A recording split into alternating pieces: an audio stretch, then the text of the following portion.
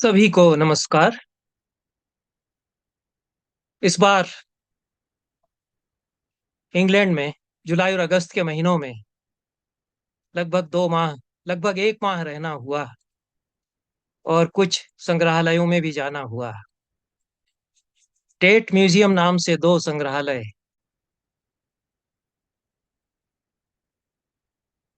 London में हैं। British TET museum कहते हैं, यद्यपि कुल मिलाकर के 4 टेट संग्रहालय हैं।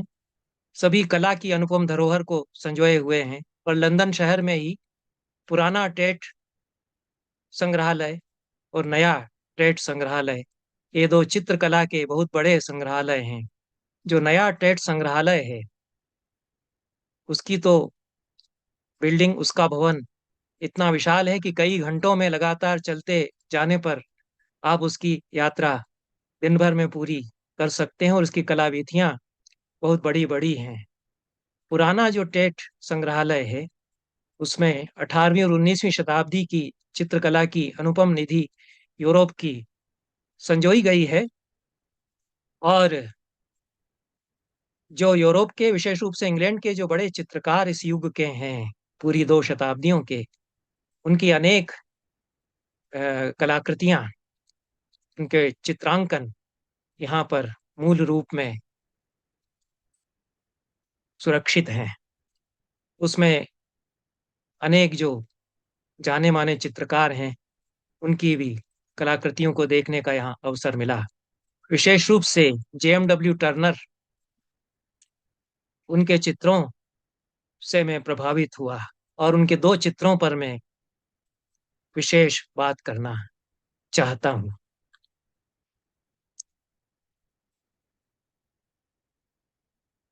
ग्रेट डिलूज, महाप्रलय का दृश्य टर्नर ने इसमें अंकित किया है। और महाप्रलय में, हमारे पुराणों में, शतपथ ब्राह्मण में भी महाप्रलय का वर्णन है। क्या स्थिति हुई थी मनुष्य की और कैसे समुद्र में सब समाता गया। तो समुद्र में किस प्रकार से मनुष्य डूब रहे हैं, पहाड़ खिसक रहे हैं, ऐसा विराट प्रलय का जो दृश्य हुआ, उसको अंकित किया है टर्नर ने इसमें। 1805 में JMW टर्नर ने चित्र बनाया था। 1775 ईस्वी में उनका जन्म हुआ था। 1851 ईस्वी में उनका निधन हुआ। और सैकड़ों चित्र उन्होंने बनाए। लखपति भी वे हुए। अपने चित्रों के द्वारा उन्होंने अकूत संपदा अर्जित की और अपने निधन के पहले सारी संपदा उन्होंने अपने देश में कला के उन्नयन के लिए, कलाकारों की स्थिति सुदृढ़ करने के लिए दान में दे दी।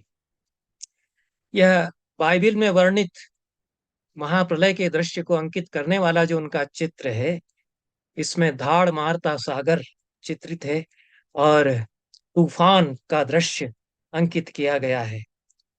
पर जो उदात्त तत्व है, उसके निर्वाह के साथ टर्नर यह करते हैं। और एक भयावह दृश्य तो है ही, चकित कर देने वाला, स्तब्ध कर देने वाला दृश्य भी है। लेकिन जो बहुत मार्मिक कुछ कोने मनुष्यता के उन्होंने इसमें उजागर किए हैं, वो हम टर्नर की कला के नमूने के तौर पर देखते हैं। ये आप देख रहे हैं कि एक काला आदमी एक गोरी महिला को पानी में से निकाल कर ले जा रहा है, जो डूबने जा रही है, और उसका मस्तक किस प्रकार से झुका हुआ है, किस प्रकार से अवश स्थिति में वह है और उसको ये उठा रहा है। यह एक, इसके दाहिने कोने पर यह एक दृश्य है। बाकी सब कुछ जल में डूबता चला जा रहा है। पहाड़, चट्टानें भी कुछ डूबती हुई लग रही हैं। उन सब के बीच में एक बलशाली काला आदमी, बच्चा है बगल में, एक और लड़की है, इनको निकाल करके ले जा रहा है। यह दृश्य उसमें अंकित करते हैं। टर्नर जो रंगभेद की नीति थी इंग्लैंड की, उसके खिलाफ आंदोलन में सम्मिलित थे और वह एक समाज सुधारक भी थे। और बहुत सारे चित्र उनके इसी प्रकार का संदेश देते हैं। चित्रकला के माध्यम से वे जो विषमता है समाज की, उस पर सवाल अंकित करते हैं। और अपने व्यवहारिक जीवन में भी वे इस आंदोलन से जुड़े रहे। अपनी यह जो कृति है, द ग्रेट डिल्यूज, महाप्रलय, यह उन्होंने लॉर्ड कैरिसफोर्ट, जो सांसद थे ब्रिटेन के, और जो रंगभेद के खिलाफ आंदोलन में सम्मिलित भी थे, उनको समर्पित की है। और इस चित्र के बनाए जाने के 2 दशक बाद रंगभेद के विरुद्ध आंदोलन ने बहुत जोर पकड़ा।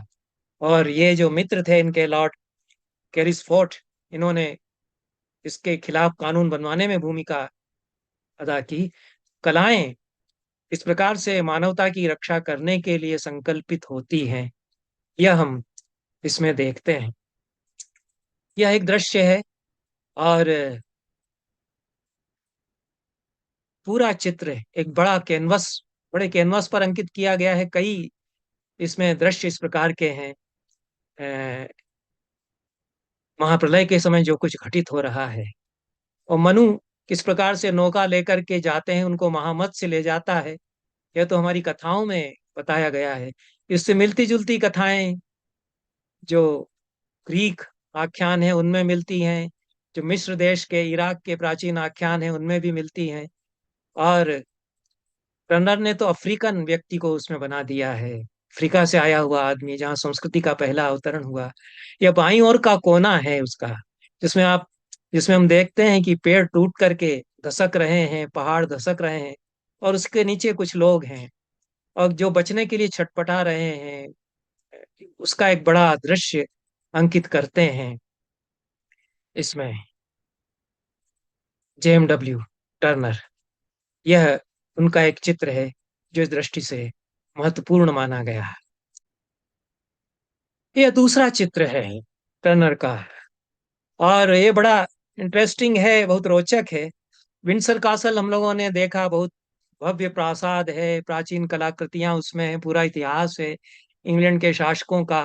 बहुत विराट भवन वह है, कितना वैभव फैला हुआ है, क्या क्या नहीं किया इन लोगों ने।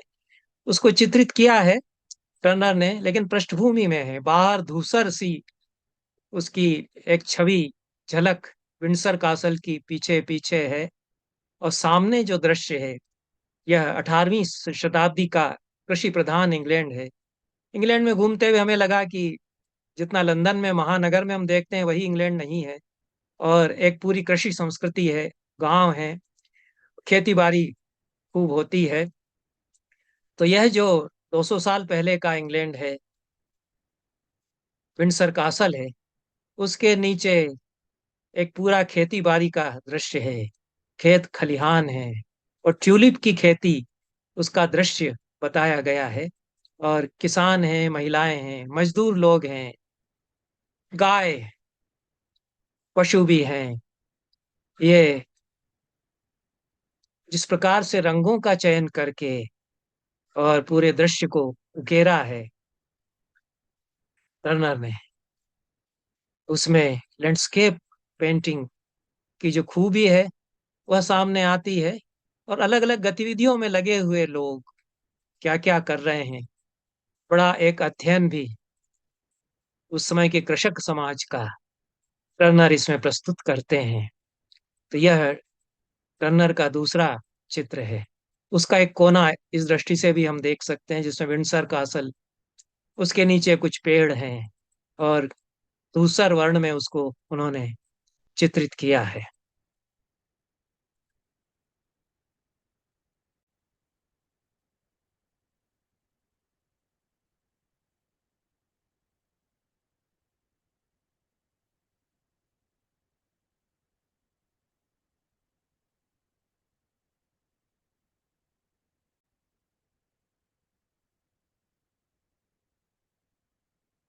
पीछे जो विंडसर कासल है, उसके साथ ईटन कॉलेज भी है, और थेम्स वैली है।